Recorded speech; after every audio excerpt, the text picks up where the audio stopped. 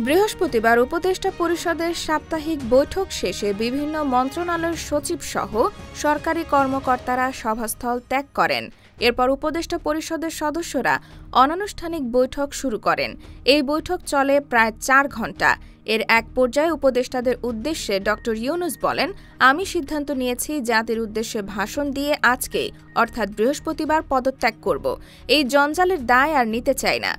ইতোমধ্যে যেসব ঘটনা ঘটেছে সবকিছুর পেছনে রাজনৈতিক ইন্ধন আছে।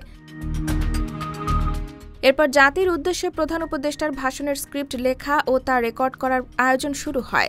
তবে শেষ পর্যন্ত দু-একজন সিনিয়র উপদেষ্টা আরও দু-একদিন দেখার অনুরোধ করেন। আগামী শনিবার উপদেষ্টা পরিষদের একটি বৈঠক হওয়ার বিষয়ে আলোচনা রয়েছে।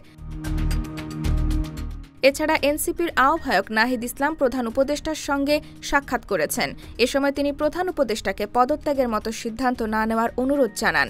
উদ্ভূত পরিস্থিতিতে জামায়াতে ইসলামের আমির ডা. শফিকুর রহমান সর্বদলীয় বৈঠক ডাকার জন্য প্রধান উপদেষ্টার প্রতি আহ্বান জানিয়েছেন। এদিকে প্রধান উপদেষ্টার পদত্যাগের আলোচনার মধ্যে বৃহস্পতিবার বিকেল থেকে রাত পর্যন্ত ফ্যাসিবাদ বিরোধী রাজনৈতিক দলগুলোর মধ্যে ঐক্যের আহ্বান জানিয়ে ফেসবুকে পোস্ট দেন সরকারের ২ উপদেষ্টা ও এনসিপির নেতারা।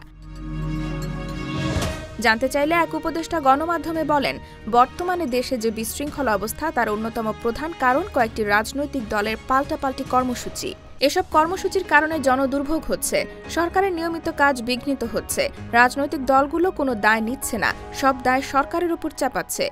অপর এক উপদেষ্টা যুগান্তরকে বলেন, রাজপথে বিশৃঙ্খল পরিস্থিতিতে উপদেষ্টাদের কিছু করণীয় আছে কিনা তা জানাতে বলেন প্রধান উপদেষ্টা। এসব তথ্য তুলে ধরে একটি প্রতিবেদন প্রকাশ করেছে দৈনিক Jugantor. IBTV USA, New York.